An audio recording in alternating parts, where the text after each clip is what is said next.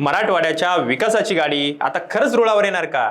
वर्षानुवर्ष घोषणा, आश्वासनं आणि निवडणुकांमधील जुमले ऐकलेल्या मराठवाड्याला आता रेल्वेच्या माध्यमातून मोठी विकासाची संधी मिळणार असल्याची चर्चा सुरू झाली आहे.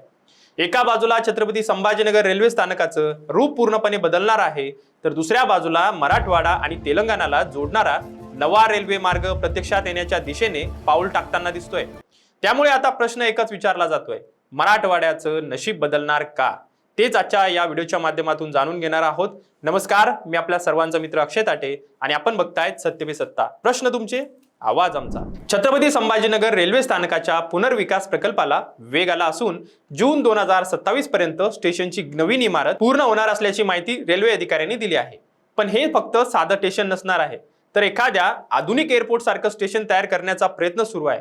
संपूर्ण स्टेशनला रूफटॉप कव्हर असणार आहे, त्यामुळे प्रवाशांना उन्हा पावसाचा त्रास होणार नाही. 5 प्लॅटफॉर्म, 4 फूट ओव्हरब्रिज, दोन्ही बाजूंना प्रवेशद्वार, नवीन तिकीट घर अशी व्यवस्था उभारली जाणार आहे.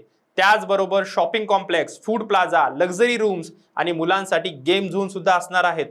म्हणजेच रेल्वे स्टेशन आता फक्त गाडी पकडण्याचं ठिकाण राहणार नाहीये, तर एक असं अत्याधुनिक ट्रान्झिट हब बनणार आहे.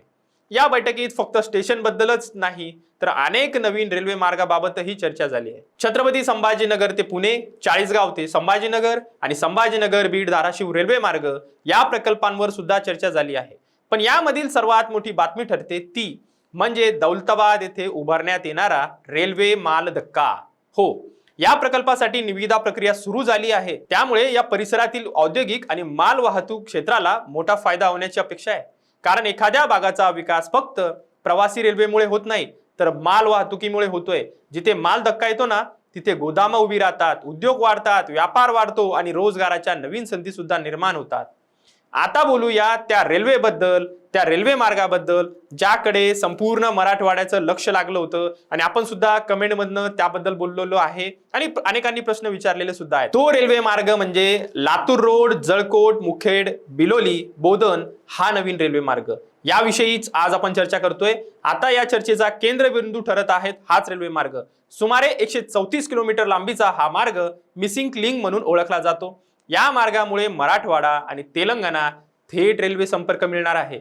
विशेष म्हणजे हा मार्ग भविष्यात मुंबई ते विशाखापट्टणम या मोठ्या व्यापारी आणि माल वाहतूक साखळीची महत्वाची भूमिका बजावू शकतो. त्यामुळे कृषी उत्पादन, धान्य, कापूस, डाळी आणि औद्योगिक मालाची वाहतूक जलद आणि स्वस्त होण्याची शक्यता आहे. मुखेड, बिलोली, जळकोट यासारख्या भागांमध्ये नवीन उद्योग, गोदामं आणि व्यापार केंद्र निर्माण होऊ शकतात. त्यामुळे हजारो रोजगार निर्माण होण्याची अपेक्षा व्यक्त केली जाते. रेल्वे मंत्रालयाने या मार्गासाठी फायनल लोकेशन सर्वे सुद्धा मंजूर केलाय. या प्रकल्पाचा अंदाजित खर्च जवळपास 2430 कोटी रुपये असल्याचं सांगितलं जात आहे. या प्रकल्पासाठी अनेक खासदारांनी सातत्याने पाठपुरावा केलाय. संसदेत प्रश्न उपस्थित झाले आहेत. रेल्वे मंत्री अश्विनी वैष्णव यांच्याशी सुद्धा बैठका झाल्या आहेत. आता या प्रकल्पाकडे फक्त रेल्वे मार्ग म्हणून नाही, तर मराठवाड्याच्या भविष्यातील औद्योगिक विकासाच्या दृष्टीने पाहिलं जात आहे. कारण रेल्वे हा फक्त प्रवासाचा विषय नाहीये, तर अर्थव्यवस्थेचा कणा मानला जातो. जिथे रेल्वे जाते तिथे बाजारपेठा निर्माण होतात, उद्योग वाढतात आणि विकासाची गती वाढते. मात्र आता सर्वात मोठा प्रश्न असा आहे की हे प्रकल्प खरंच वेळेत पूर्ण होणार का? कारण मराठवाड्याने याआधीही अनेक घोषणा ऐकल्या आहेत, अनेक भूमिपूजन पाहिली आहेत, पण अनेक प्रकल्प फाईलमध्येच अडकलेली पाहिली सुद्धा आहेत. त्यामुळे आता लोकांना फक्त आश्वासनं नकोत, तर प्रत्यक्ष कामं हवे आहेत. जर हे प्रकल्प वेळेत पूर्ण झाले तर मराठवाड्याचं चित्र खरोखरच बदलू शकतं. रेल्वेच्या रुळांवरून फक्त गाड्या धावणार नाहीत, तर विकासाची नवी गती धावू शकते. यासाठीच हा रेल्वे प्रकल्प मराठवाड्यासाठी खूप महत्वाचा आहे. आणि याच अशा महत्वपूर्ण मराठवाड्याच्या रेल्वेबद्दल, आपल्या रेल्वेबद्दल आपण निश्चितच व्हिडिओ बनवतोय. आपण सर्वजण जे प्रेम देत आहेत, कमेंट करतायत, निश्चितच आपल्याला कोणत्या विषयावर व्हिडिओ पाहिजे आहे तेही सुद्धा कमेंटमध्ये कळवा. आणि अशाच महत्वपूर्ण माहितीसाठी बघत राहा सत्य पे सत्ता. धन्यवाद. या ॲलर्जीचा फार त्रास होतो.